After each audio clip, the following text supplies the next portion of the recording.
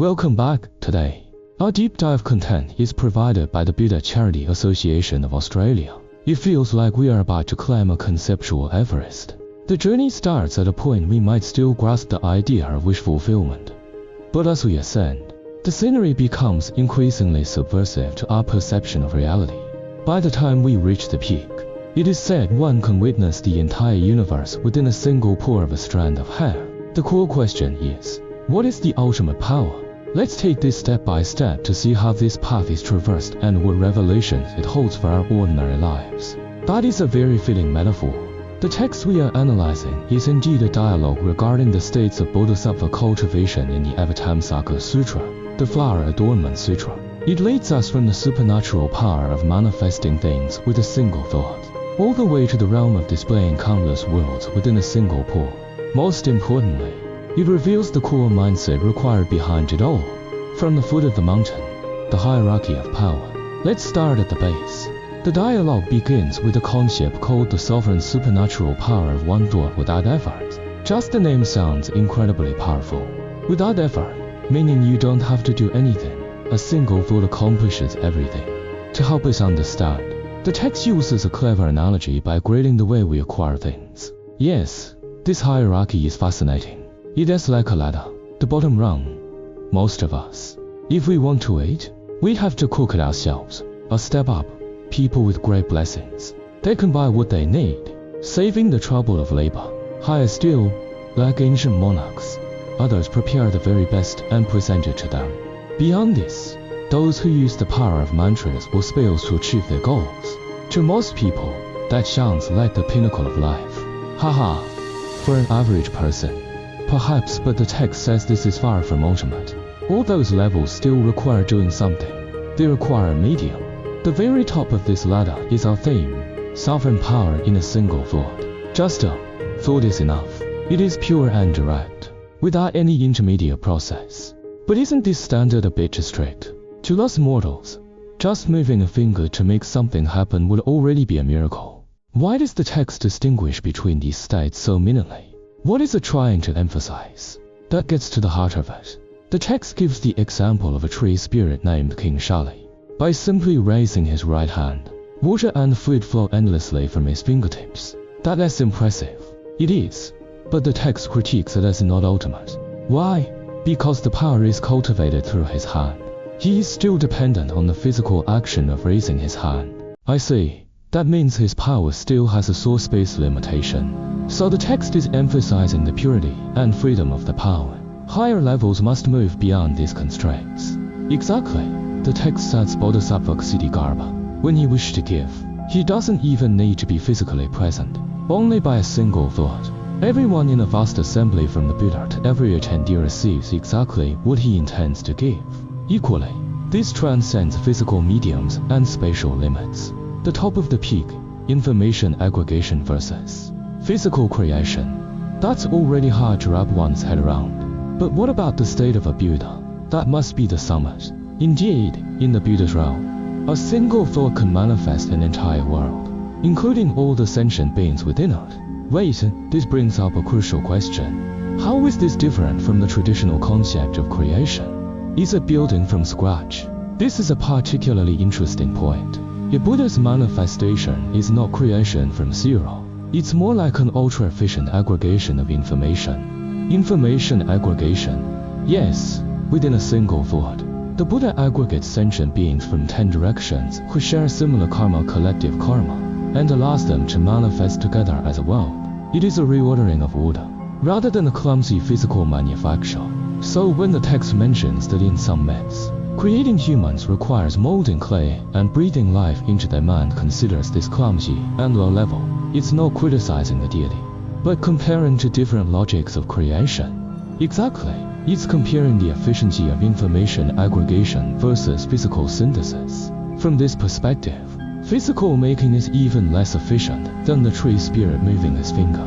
The view all, equality, causes, and great compassion. That completely flips the traditional imagination of creation. Okay, so if you have this power, why give to everyone?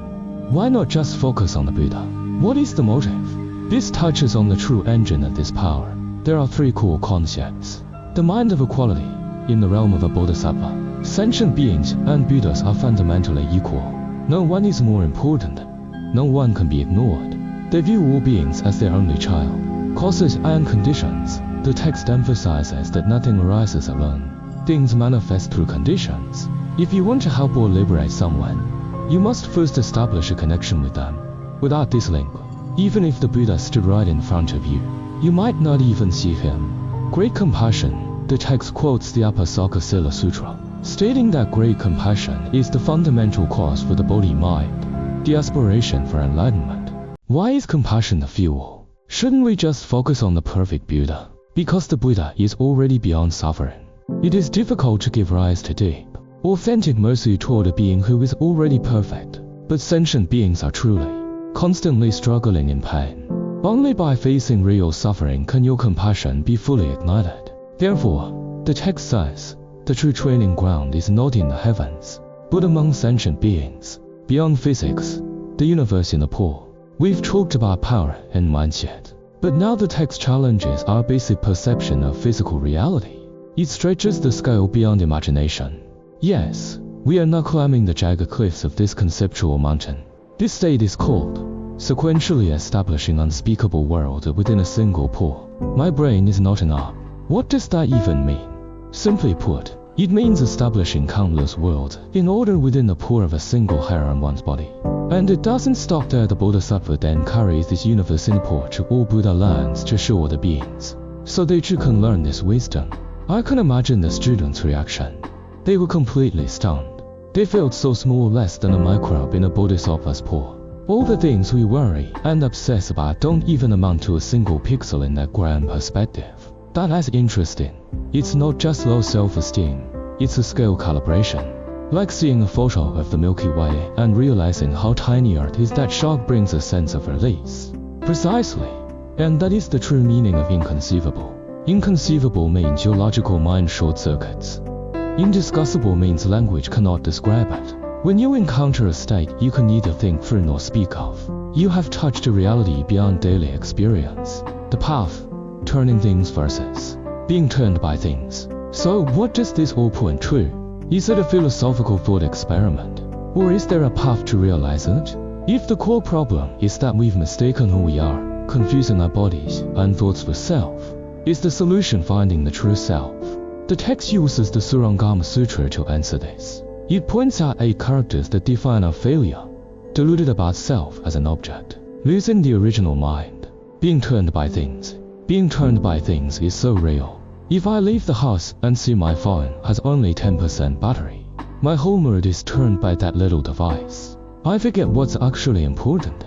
Exactly, we mistake this body, these thoughts, and this phone for me, or mine. We forget the inherently free true mind. As a result, we are bound and turned by external objects and internal concepts. And the consequence is viewing the great and the small. Because we are turned by things, we use our limited perception to define size. We decide a cup is smaller than a bucket, so a bucket can't fit in a cup. These are rules we set for ourselves, creatures that limit all possibility. The solution? If one can turn things, then one is identical to the Tathagata Buddha. If you can master and transform all things and your own concepts rather than being moved by them, your state is the same as a Buddha's. This is the ultimate cognitive restructuring. The journey's end, the gate of Samantabhadra. The dialogue ends with entering the gate of Samantabhadra. Is this the summary of the journey? Yes, the gate refers to the method. The ultimate gate is to enter with a mind of non-attachment, non-binding, and liberation. You don't go looking for liberation. You first realize that your essence is liberation. So after entering the gate, the journey just begins. It's not for resting. No, it's not for resting. It's for moving forward until you achieve the sovereign wisdom. And that wisdom isn't for personal enjoyment, it's to purify all Buddha lands and help more beings. That's why the text emphasizes, never give rise to the mind of the true vehicles, seeking only personal nirvana. Like a medical student whose goal is to be a doctor who saves lives, not just someone who passes the exam and gets a certificate. The certificate is a milestone, not the destination. A perfect analogy. The goal is always the most complete Buddhahood for the sake of all beings. Final reflection. Let's summarize our climb. We started at the foot with manifesting through thought. We found that compassion and causes are the core engines. We reached the cliffs of the universe in a pool. At the summit, we learned that the path is to turn things, rather than be turned by things. I want to leave you with a question to ponder. The text mentions that our reality is largely limited by our own definitions, the viewing of great and small. If you could choose one thing or concept in your life that currently turns you, and try to turn it instead, if you could change one fixed definition you believe in, what would it be? And what possibilities might that open up?